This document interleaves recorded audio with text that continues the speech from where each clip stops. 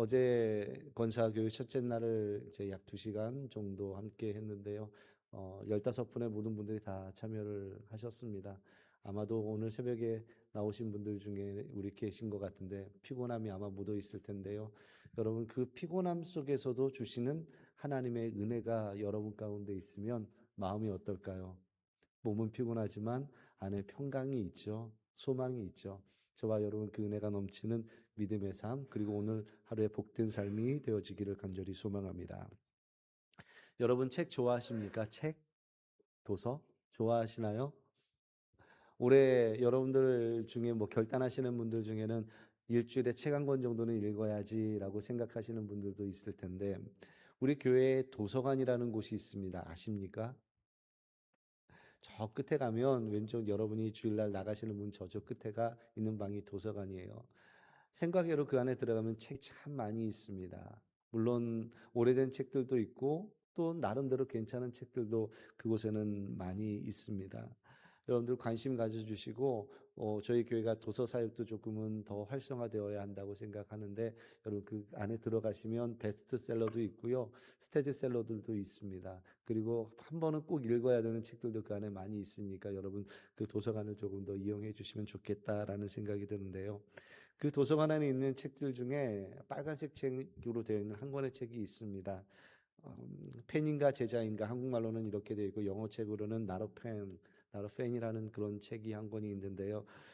카일 아이들먼이 쓴 책입니다.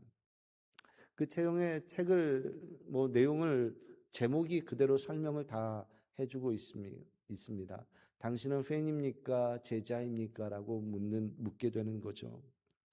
팬이라고 한다면 누군가에게 열광하고 응원하고 감격하고 그 우상과 함께 마음을 담게 됩니다. 하지만 이 팬은 자신의 상황이 어려워지면 그 대상을 떠나게 되죠. 누구보다 많이 알지만 궁극적으로는 먼 발치에서 그를 바라보는 것이 팬이라고 하는 겁니다. 관람석에서 박수는 치지만 헌신과 희생이 없다라고 그 책에서는 이야기하고 있습니다. 그리고 궁극적으로는 결코 삶을 바꾸지는 않는다라고 이렇게 기록하고 있습니다. 그런데 제자는 다르다는 거죠. 단 한 명, 그분을 팬이 아닌 주인으로 모시게 된다라는 겁니다. 그리고 전적으로 따르게 되며 삶의 전체가 흔들릴 만큼 큰 변화를 갖게 되는 것이 바로 제자의 모습이다라고 그 책에서는 정의하고 있습니다. 그리고 제자가 된 사람에게 예수님께서는 3가지를 요구한다라고 그 책에서는 이야기하는데, 남김없이, 후퇴 없이, 후회 없이라고 이 3가지를 이야기합니다. 그래서 그 길을 걸어가는 것이 제자이며 예수님께서는 그것을 원하신다라고 책에서는 말씀합니다. 사랑하는 성도 여러분, 여러분은 팬입니까? 제자입니까? 어떤 위치에 서 계십니까? 이것에 대한 답은 여러분들 스스로가 자신에게 해보는 것이 중요할 것이라고 저는 생각합니다. 예수님의 공생애는 세례를 받으시고 금식 기도와 함께 시험을 받으신 이후에 시작이 되었습니다. 그리고 제일 먼저 갈릴리에 가셔서 복음을 전하시죠. 마태복음 4장 17절이 이렇게 기록하고 있는데, 이때부터 예수께서 비로소 전파하여 이르시되 회개하라, 천국이 가까이 왔느니라 하시더라. 예수님께서 처음 전하셨던 복음은 회개하고 천국이 가까이 왔다, 그러니 너희는 회개해야 된다, 하나님의 자녀로서 하나님의 나라에 들어가야 된다, 이 이야기를 먼저 복음으로 전하십니다. 그런데 이상한 것은 그 뒤에 어떠한 그 회개하고 천국이 왔다고 하는 그 다른 내용이 그 뒤에 나타나지 않습니다. 곧바로 이어지는 말씀은요, 제자를 부르시는 장면이 연결되어집니다. 예수님은 갈릴리 호수에서 베드로와 안드레, 야고보와 요한을 보셨습니다. 그리고 그들에게 따라오라라고 말씀하시죠. 사람을 낚는 어부가 되게 하겠다라고 하십니다. 그러나 부름받은 제자들은 예수님의 마음을 먼저는 이해하지 못했습니다. 예수님이 하시고자 하는 일에 방해가 될 때도 있었습니다. 그때마다 예수님께서는 마음이 답답하셨을 것이다 라는 생각이 들기도 하죠. 어쩌면 예수님은 혼자서도 모든 일을 할 수 있지 않겠느냐라는 생각도 들기도 합니다. 그러나 예수님께서는 제자를 세우십니다. 그리고 제자를 데리고 다니시면서 말씀을 전하고 가르치십니다. 그리고 때로는 사람들을 치유하는 모습들을 보여주시기도 하시죠. 그렇게 3년의 시간 동안 활동하신 예수님께서는 십자가에서 고난을 받으시고 죽으시며 부활하신 후 하늘로 올라가시기 전에 그들을 다시 세상으로 파송해 보내십니다. 이것이 주님의 모습이었습니다. 그리고 이 일을 해야 되는 것이 바로 교회의 사명이다라고 할 수 있습니다. 디모데전서 2장 4절 말씀을 보면 하나님은 모든 사람이 구원을 받으며 진리를 아는 데에 이르기를 원하시느니라 이렇게 기록하고 있습니다. 하나님은 오늘도 모든 사람이 구원받을 때까지 복음을 전할 제자를 부르고 찾고 계십니다.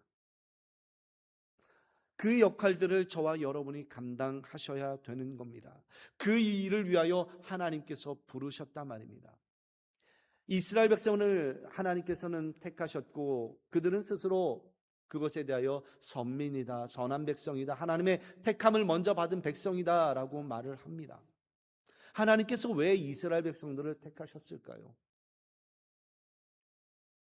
그것은 다른 것은 모르겠지만 이스라엘 백성들을 택하심으로 말미암아 이스라엘 백성들이 이 세대를 향하여, 이 세상을 향하여 등대와 같이 쓰임받기를 원하셨던 겁니다. 이스라엘 백성들의 역사와 삶과 그 내용들을 보면서 살아계신 하나님이 계시다라는 것을 알게 하기 위함이라는 겁니다. 바닷가에 있는 등대를 바라보며 바다에 떠 있는 배들은 자신들이 나아가야 할 방향을 잡게 됩니다.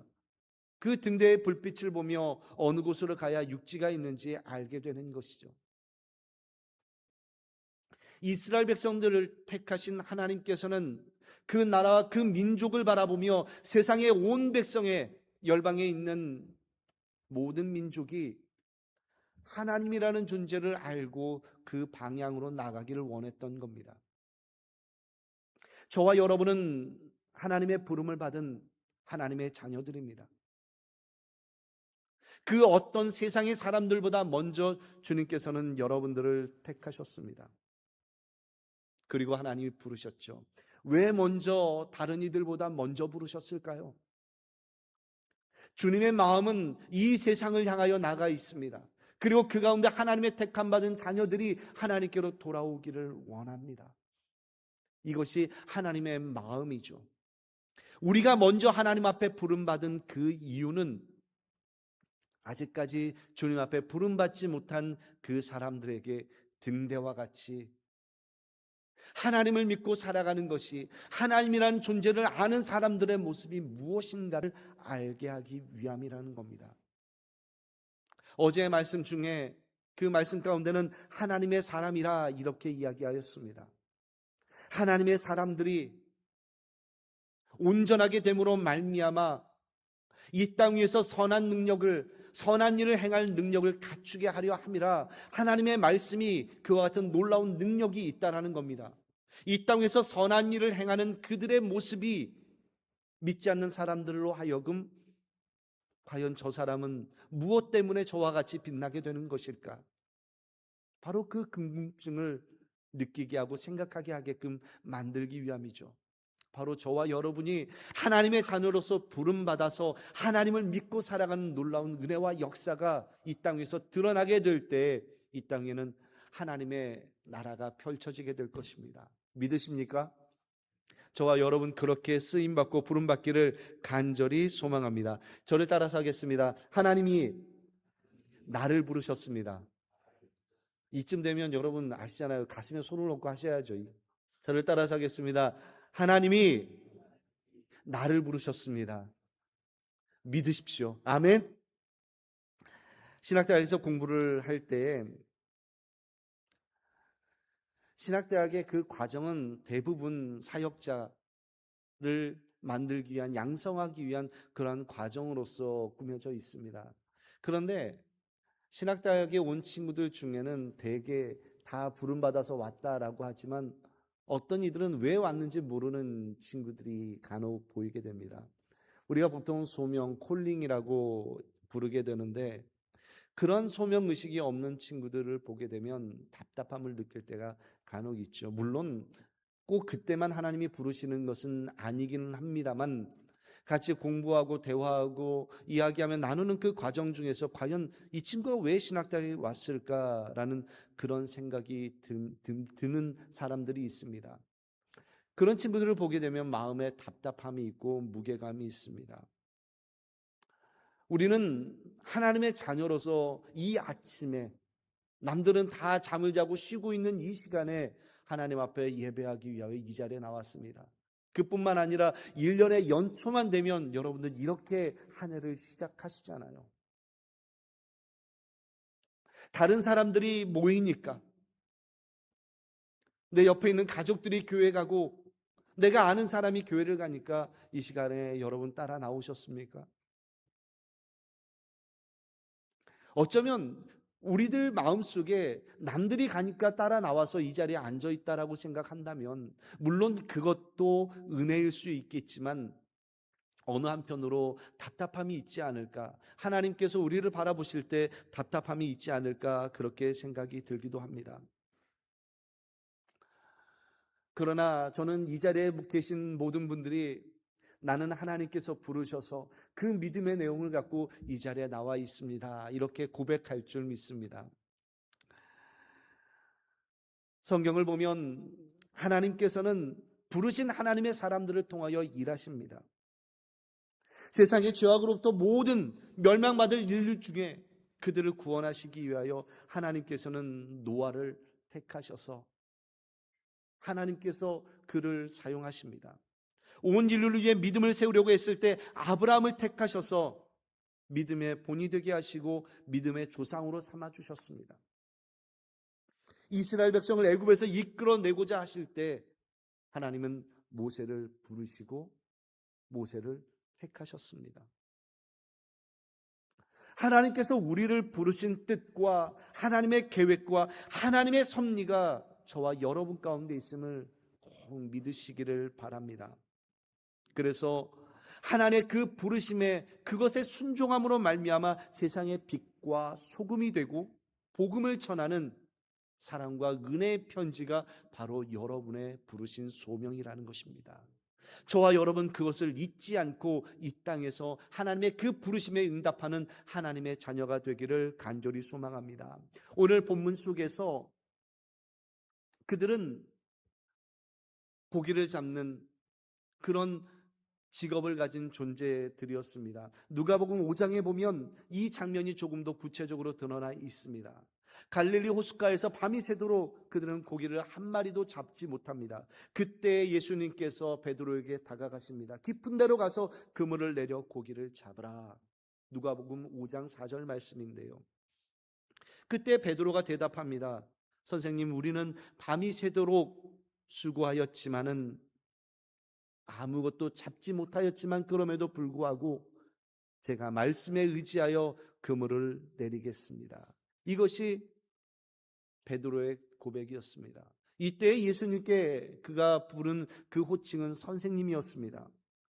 고기 잡는 일에 전문가였던 베드로, 그리고 몫으로 살아왔던 예수님의 그 말씀, 사실은 고기 잡는 것에 있어서 베드로가 훨씬 더 전문가이죠.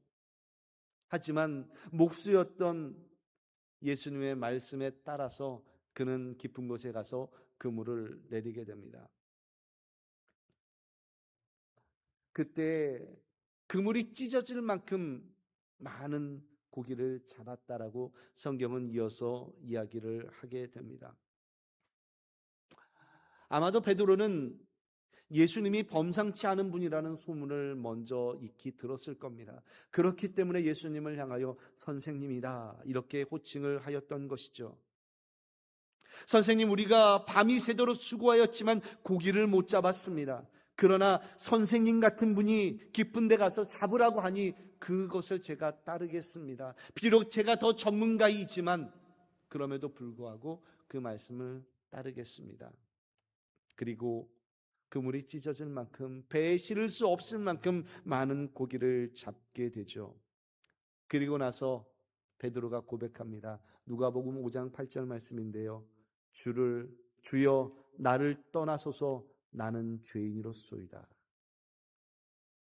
선생님이라는 호칭에서 주여라는 호칭으로 바뀌어지게 됩니다. 그리고 예수님 앞에서 내가 어떤 존재인지를 깨닫게 되고, 내게서 떠나가시옵소서, 나는 죄인입니다. 내가 주님과 함께 할 수 없는 그런 존재입니다 라고 회개의 고백을 하는 모습으로 장면이 전환이 되어집니다.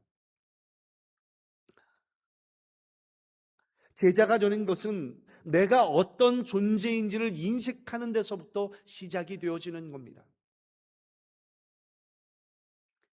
그것으로 말미암아 그들은 예수님의 제자가 되고 사람을 낚는 어부가 되겠다라고 하는 하나님의 주님의 그 부르심에 순종하며 예수님을 따라다니게 되죠. 물론 3년 반이라는 그 시간 속에서 주님을 따라다닐 때 늘 제자의 모습이었던 것만은 아닙니다. 주님이 무슨 말씀을 하시는지 알지 못한 채 따라다니기도 했으며 자신의 욕망과 자신의 바램만을 가지고 주님을 따라다니는 때도 있었습니다. 그러나 그들은 그 기간 속에서 주님이 누구이신지를 깨닫게 되고 알게 되고, 그것으로 말미암아 그들은 결국에는 주님께 모든 것을 맡기는 인생으로 바뀌어지게 되며 우리는 그들을 향하여 제자라고 부르게 되는 겁니다. 요한복음 마지막에서는 네가 젊었을 때는 네가 원하는 대로 다녔지만 이제는 내가 너를 이끌고 다니겠다라고 말씀하십니다. 그리고 그들의 인생은 주님께 이끌림 받은 그런 인생으로 변화되어집니다. 사랑하는 성도 여러분, 저와 여러분은 예수 그리스도를 그저 한 우상으로서 사람들이 많이 따라다니니 나도 같이 함께 따라다니며 노래하고 찬양하고 박수치는 그런 정도의 그런 존재로서 우리가 관계를 맺고 있는 것이 아닙니다. 주님은 우리의 주인이 되시며 우리의 생명과 우리의 호흡의 근원이 되십니다. 저와 여러분은 바로 그런 관계 속에서 우리의 삶이 변화되어져야 하는 겁니다. 전적인 변화가 일어나야 되는 겁니다. 단지 팬으로서 먼 발치에서 박수치며 갈채하며 환호성을 지르는 그런 정도가 아니라 그 주님과 함께 발맞춰 나가는 하나님의 제자인 겁니다. 주님의 제자인 겁니다. 믿으십니까? 사랑하는 성도 여러분, 우리는 제자들로서 한 공동체를 이렇게 이루고 있습니다. 그래서 저와 여러분은 이 공동체 안에서 늘 제자를 세워가는 믿음의 공동체로 우리 교회를 변화시켜 가야 하는 겁니다. 자기를 부인하고 주님을 따라가는 그러한 사람들로 이 자리가 가득 차야 하는 겁니다. 물론 아직까지 변화가 덜 된 사람들도 있겠지요. 이제부터 시작하는 사람들도 있을 겁니다.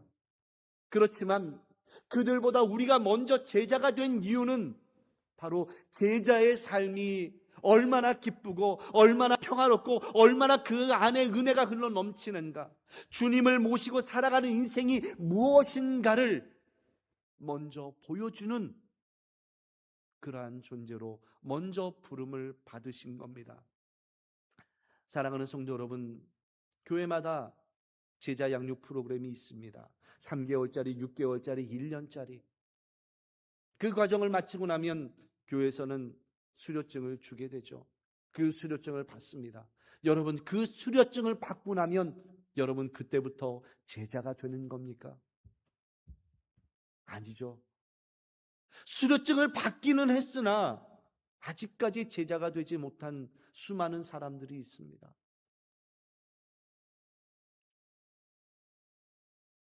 아직까지 제자가 되지 못해서 우리 제자 양육 프로그램에 들어오셔야 됩니다 라고 이야기하면 옛날에 해봤습니다. 우리가 뭔들 안 해봤겠습니까? 해 아래 새로운 것이 어디 있습니까? 우리가 말씀을 읽고 찬양하는 그 노래, 성가대, 봉사하는 여러 부서들, 10년 전이나 20년 전이나 특별히 새로운 것 별로 없습니다. 그 모든 것을 마치고 나면 제자가 된 것처럼 우리가 생각을 합니다. 그러나 주님이 우리를 바라보실 때 어떠한 심정으로, 어떠한 마음으로 바라보실까요? 제자라는 말, 그 단어가 불편하다면 우리가 하나님의 사람으로, 믿음의 사람으로 그 단어를 조금 바꿔보는 건 어떨까요? 우리 모두는 하나님이 사랑하는 사람, 하나님이 기뻐하시는 사람, 성경의 사람, 세상이 감당할 수 없는 하나님의 사람. 저와 여러분이 바로 그와 같은 존재가 되어야 하며, 교회는 바로 그와 같은 사람들을 세워가는 겁니다.